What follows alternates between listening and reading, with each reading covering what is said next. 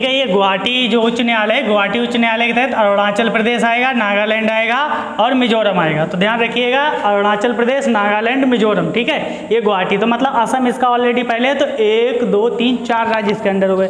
अब 3 राज्य बने। अब जो मणिपुर है उसका खुद का उच्च न्यायालय है, त्रिपुरा है उसका स्वयं का हाई कोर्ट है, और मेघालय का अपना स्वयं का हाई कोर्ट है। तो 4 ऐसे कौन से राज्य हैं पूर्वोत्तर के जिनका अपना स्वयं का हाई कोर्ट है?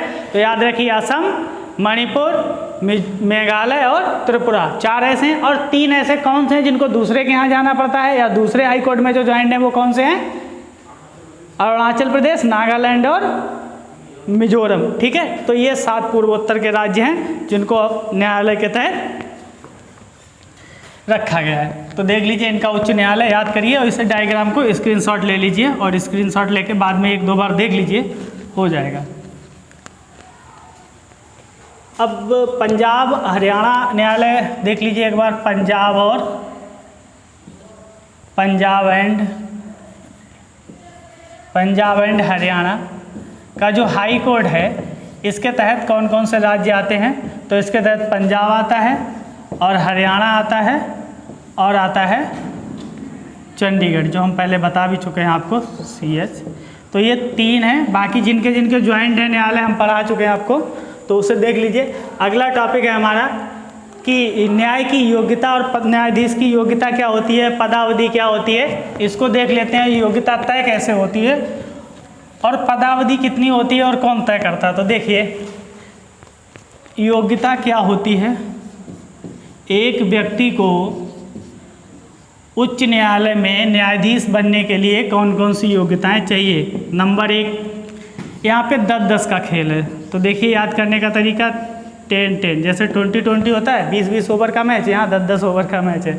तो अगर कोई व्यक्ति 10 वर्ष तक न्याय का काम करता है, न्याय का कार्य करता है, मतलब कहीं न्यायाधीश है, जैसे जिला न्यायालय या सत्र न्यायालय में न्याय का कार्य, या 10 वर्ष तक अधिवक्ता का कार्य, अधिवक्ता माने वकील का कार्य, अधिवक्ता का कार्य करता है किसी न्यायालय में, तो वो योग्य हो जाता है कि उसे हाई कोर्ट में न्यायाधीश बनाया जा सकता है। एक और योग्यता होती है, उसे बोलते हैं कि वो भारत का नागरिक होना चाहिए, भारत का नागरिक। तो अगर ये 3 योग्यताएं हैं तो कोई व्यक्ति हाई कोर्ट में जज बन सकता है। अब इसकी पदावधि की बात कर लेते हैं, उसके बाद हम कि पदावधि कितनी होती है और कौन निर्धारित करता है। एक हेडिंग यहाँ देख लीजिए। तो पदावधि में मतलब उच्चतम या अधिकतम आयु, किस आयु तक वो काम कर सकता है? तो अधिकतम आयु होती है उसकी 62 वर्ष। ठीक है।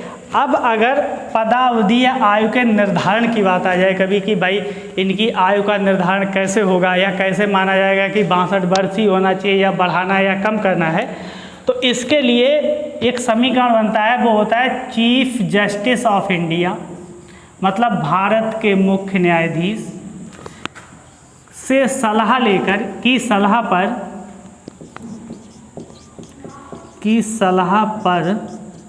राष्ट्रपति महोदय आयु का निर्धारण करते हैं। तो ये वाक्य मतलब ये समीकरण याद रखना, ये केमिस्ट्री नहीं पढ़ा रहे हैं, पढ़ा तो पॉलिटी रहे हैं, लेकिन इसको अलग अलग तरीके से यूज करिए ताकि कम समय में रिवाइज भी हो जाए, अच्छे से आप याद कर पाओ जो काम की चीज़ें हैं वो। तो CJI की सलाह पर राष्ट्रपति द्वारा आयु का निर्धारण होता है कि कितनी इनकी आयु होती है। और सुप्रीम कोर्ट के जज की आयु का निर्धारण कौन करता है? संसद। ठीक है, ये 2 अंतर है कि सुप्रीम कोर्ट के जज की आयु का निर्धारण संसद करता है और हाई कोर्ट के जज की आयु का निर्धारण CJI की सलाह पर राष्ट्रपति महोदय द्वारा किया जाता है। तो पदावधि होगी, योग्यता होगी। नियुक्ति और स्थानांतरण, ये इम्पोर्टेंट टॉपिक है, वैसे तो काफ़ी डिटेल में है, इसे देखते हैं ध्यान से, एक एक बात देखिए। नियुक्ति और स्थानांतरण में जो मैंने पिछली बार जो उच्चतम न्यायालय मैंने कॉलेजियम प्रणाली पढ़ाई थी, उसी कॉलेजियम प्रणाली के तहत नियुक्ति और स्थानांतरण होता है। लेकिन इसमें ये ध्यान रखना है कि कौन कौन भाग लेता है उस कॉलेजियम में। तो नियुक्ति इधर हम लिख लेते हैं, स्थानांतरण मतलब ट्रांसफ़र। ट्रांसफ़र का आर्टिकल है 222। देखिए सभी आर्टिकल याद करना आवश्यक नहीं होते हैं, जो आर्टिकल पूछे जाते हैं उन्हें याद रखें तो ज़्यादा अच्छा है।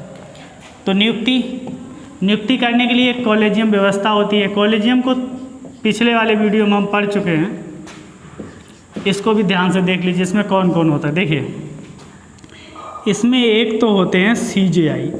CJI तो चीफ जस्टिस ऑफ इंडिया, मतलब भारत के मुख्य न्यायाधीश। अभी आपको बताना है कि भारत के मुख्य न्यायाधीश कौन है, ये कमेंट करके बताइए कि वर्तमान में मुख्य न्यायाधीश कौन है और किस नंबर के हैं, क्योंकि यहाँ से भी क्वेश्चन आ सकता है। इसमें होंगे 2 वरिष्ठ न्यायाधीश, कहाँ के? सुप्रीम कोर्ट के वरिष्ठ न्यायाधीश। तो 2 लोग ये हो गए और 1 लोग ये हो गए। एक होते हैं हाई कोर्ट के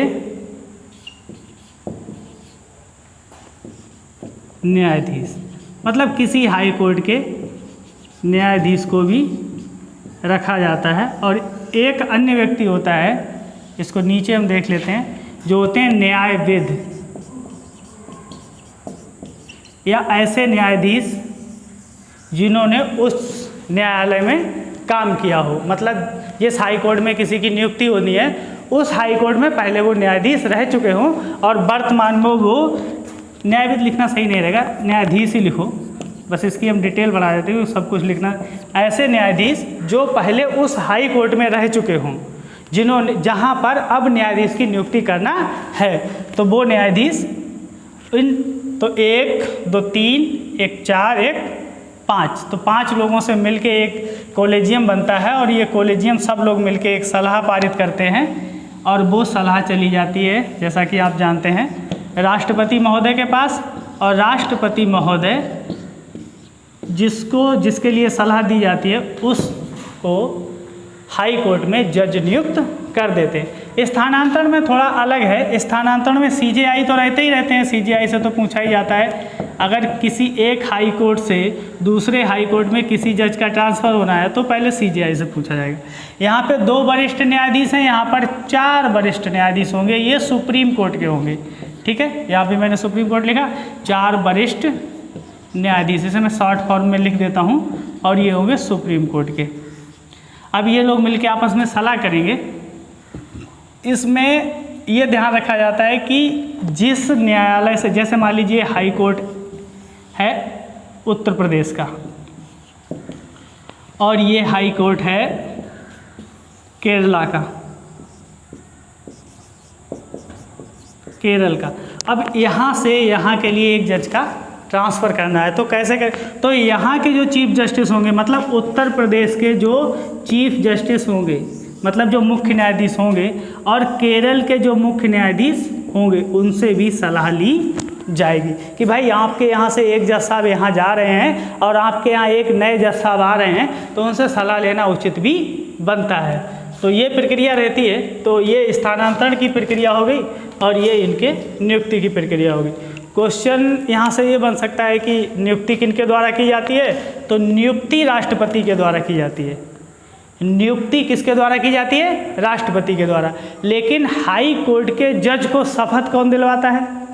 शपथ दिलवाते हैं राज्यपाल महोदय, या राज्यपाल द्वारा निर्धारित कोई व्यक्ति। राज्यपाल महोदय जैसे मान लीजिए कोई समय नहीं है या वो जा नहीं पा रहे हैं या कोई प्रॉब्लम है, तो वो अपने से किसी व्यक्ति को निर्धारित कर देंगे कि ठीक है आप हाई कोर्ट के जज साहब को शपथ दिलवा दीजिए। लेकिन नियुक्ति राष्ट्रपति करेंगे, क्योंकि ये पूरी नियुक्ति की प्रक्रिया है। इनकी सलाह पर ये लोग सलाह देंगे, जैसा कि हम पहले भी बता चुके हैं, और सलाह मानना अनिवार्य। तो इनकी सलाह पर राष्ट्रपति महोदय ने क्या कर दी? नियुक्ति कर दी। अब नियुक्ति राष्ट्रपति महोदय करेंगे, ध्यान रखो, नियुक्ति राष्ट्रपति महोदय करेंगे। तो अगर जज साहब, हाई कोर्ट के जज साहब इस्तीफा देना चाहें तो किसको देंगे? तो इस्तीफा भी राष्ट्रपति महोदय को ही देंगे। ऐसा नहीं समझेंगे आप कि राज्य में काम कर रहे हैं जज साहब किसी राज्य का न्यायालय तो राज्यपाल महोदय को इस्तीफा देंगे ना, इस्तीफा किसको देंगे? राष्ट्रपति महोदय। तो नियुक्ति करेंगे राष्ट्रपति महोदय, और अगर इनको अपना त्याग पत्र देना है तो भी जज साहब को किसको देना पड़ेगा? राष्ट्रपति महोदय। तो नियुक्ति भी राष्ट्रपति महोदय करते हैं और त्याग पत्र भी राष्ट्रपति महोदय ही लेते हैं। लेकिन क्या राष्ट्रपति महोदय जज साहब को हटा सकते हैं कि नहीं भाई जज साहब तुमको हम ऐसे हटा दें? नहीं, क्योंकि राष्ट्रपति महोदय के पद प्रसाद पर्यंत एक पद होता है जिसको हम संविधान पढ़ते हैं, उसके तहत काम नहीं करते। अब हाई कोर्ट के जज साहब को हटाने के लिए वही प्रक्रिया अपनाई जाएगी जो उच्चतम न्यायालय के जज साहब को हटाने के लिए अपनाई जाएगी। उसके लिए हम पढ़ा चुके हैं, पिछले वीडियो में हमने आपको बताई पूरी प्रक्रिया कि लोकसभा में शुरू हो या राज्यसभा में शुरू हो, लोकसभा में कितने लोग होने चाहिए, राज्यसभा में कितने प्रस्ताव आना चाहिए, वो पूरी प्रक्रिया उसे आप पिछले वीडियो में देख लीजिए। तो नियुक्ति और त्यागपत्र दोनों राष्ट्रपति, लेकिन राष्ट्रपति जज साहब को हटा नहीं सकते। ठीक है, तो ये यहाँ तक क्लियर हो गया। तो नियुक्ति हो गई, त्यागपत्र हो गया, किसकी सलाह पर होंगे, स्थानांतरण हो गया। आगे हम देखते हैं वेतन और भत्ते। यहाँ से भी एक क्वेश्चन बनता है, ये वाला क्वेश्चन इसमें अभी तो पीसीएस में एक साधारण क्वेश्चन पूछा गया था कि स्थानांतरण किस अनुच्छेद के तहत होता है, तो अनुच्छेद 222।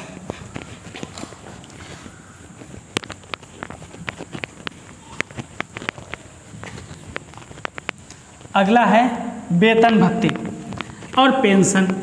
तो वेतन भत्ते क्या होते हैं? जब आप सर्विस करते रहते हो तो सर्विस के साथ साथ जो मिलता है वेतन, और भत्ते क्या होते हैं? जैसे गाड़ी मिलती है रहने के लिए, मकान मिलता है, और बहुत सारे अलाउंस घूमने के लिए पैसे मिलते हैं, या बीमा मिलता है।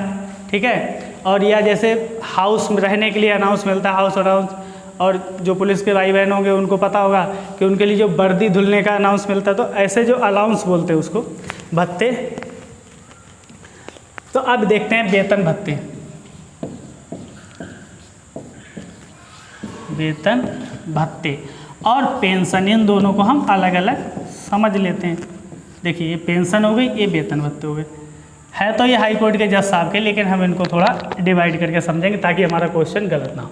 तो इनके वेतन भत्ते दिए कहाँ से जाते हैं? ये क्वेश्चन पहला क्वेश्चन बनता है और खूब पूछा जाता है। इससे ज़्यादा ये पूछा जाता है कि पेंशन कहाँ से दी जाती है। क्यों? क्योंकि उसमें कन्फ्यूजन है, इसलिए। तो ध्यान से समझिए, वेतन भत्ते भारत की संचित निधि। कौन सी निधि? संचित निधि। भारत की संचित निधि होती है, राज्य की भी संचित निधि होती है। ठीक है, तो भारत की संचित निधि से वेतन और भत्ते दिए जाते हैं। किसकी संचित निधि से? भारत की। और यहाँ पेंशन कौन सी संचित निधि से दी जाती है? ओह सॉरी, उल्टा हो गया, सॉरी। गर्मी बहुत है भाई। हाँ, तो वेतन भत्ते क्योंकि वर्तमान में राज्य में काम करते हैं, राज्य की संचित निधि से। तो वेतन भत्ते कहाँ से दिए जाते हैं? राज्य की संचित निधि से। और पेंशन कहाँ से दी जाती है रिटायरमेंट के बाद? भारत की संचित निधि से। ये क्वेश्चन संचित निधि, ये क्वेश्चन कई बार पूछा जा चुका है और पीसीएस में मैंने भी इसे कई बार अटेंड किया है कि पेंशन, भारत के जो उच्च न्यायालय के न्यायाधीश होते हैं उनको पेंशन कहाँ से दी जाती है? भारत की संचित निधि से। और यहीं पर एक क्वेश्चन और तैयार कर लीजिए कि जो भारत की संचित निधि है, जो राष्ट्र की संचित निधि है, उसका गठन किस अनुच्छेद के तहत किया जाता है? तो मतलब अनुच्छेद ही होता है 266। ये आर्टिकल ध्यान रखिए, अभी मुझे याद आ रहा। ठीक है, आर्टिकल 266 के तहत संचित निधि। अब अगला क्वेश्चन ये बनता है, क्या न्यायाधीश के, राष्ट्रपति, चाहे सुप्रीम कोर्ट के न्यायाधीश हैं, चाहे उच्च न्यायालय के न्यायाधीश हों, क्या इनके वेतन भत्तों में कमी की जा सकती है? कभी नहीं। सिर्फ एक कंडीशन ऐसी बनती है जब इसमें कमी की जा सकती है, अन्यथा कभी कमी नहीं की जा सकती। तो कभी भी संसद ऐसे इनके वेतन भत्तों में कमी नहीं करेगी, लेकिन सिर्फ एक कंडीशन पे कमी की जा सकती है, जब वेतन भत्तों में कमी की जा सकती है जब देश में वित्तीय आपात लागू हो। कौन सा आपात लागू हो? वित्तीय आपात। वित्तीय आपात जो लोग पढ़े होंगे वो आर्टिकल 360 के तहत प्रावधान है वित्तीय आपात का। अगर देश में वित्तीय आपात लागू है तो न्यायाधीशों के वेतन भत्ते में कमी की जा सकती है, अन्यथा किसी भी कंडीशन में न्यायाधीश के वेतन भत्ते में कमी नहीं की जा सकती। तो यहाँ से क्वेश्चन पूछा जाता है क्या न्यायाधीश के वेतन भत्ते में कमी की जा सकती है, तो आप क्या आंसर दोगे? सामान्यतया नहीं, लेकिन एक कंडीशन में, अगर देश में वित्तीय आपात लागू है तब वेतन भत्ते में कमी की जा सकती है। क्वेश्चन यहाँ से पूछा गया है। तो ये पेंशन का हो गया, संचित निधि का हो गया।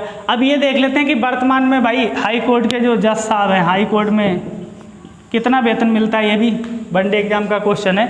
तो जो चीफ जस्टिस होते हैं, चीफ जस्टिस मतलब जो मुख्य न्यायाधीश होते हैं, उनका वेतन कितना होता है, और जो अन्य न्यायाधीश होते हैं उनका वेतन कितना होता है। तो ये फैक्ट है, अन्य न्यायाधीश, तो इस फैक्ट को याद रखें। तो वर्तमान में इनको, जो मुख्य न्यायाधीश होते हैं उनको 2.5 लाख रुपए, 2,50,000 रुपये पर मंथ। कितना? पर मंथ, हाँ, प्रत्येक महीने में 2.5 लाख रुपए। और जो अन्य न्यायाधीश हैं, अन्य मतलब मुख्य न्यायाधीश का अलग, तो भाई मुख्य न्यायाधीश मुख्य है तो उनको थोड़े पैसे ज़्यादा होंगे, तो बताओ इनको थोड़े कम होंगे या ज़्यादा होंगे? इनको थोड़े कम होंगे, तो इनसे का ज़्यादा कम नहीं किए हैं, 2,28,000 रुपये काम कर दिया है कि भाई आपको 2,28,000 रुपये पर मंथ मिलेंगे, मतलब एक महीने में 2,28,000। ठीक है, तो इनका 2,50,000, इनके 2,28,000, ये वेतन भत्ते हैं। कमी कब की जा सकती है और कहाँ से वेतन भत्ता दिया जाता है, तो ये यहाँ पे कन्फ्यूजिंग का क्वेश्चन बनता है कि राज्य की संचित निधि से या भारत की संचित निधि से। तो पेंशन भारत की संचित निधि से और वेतन भत्ते राज्य की संचित निधि से। तो इतना समझ में आ गया होगा आपके? ठीक है।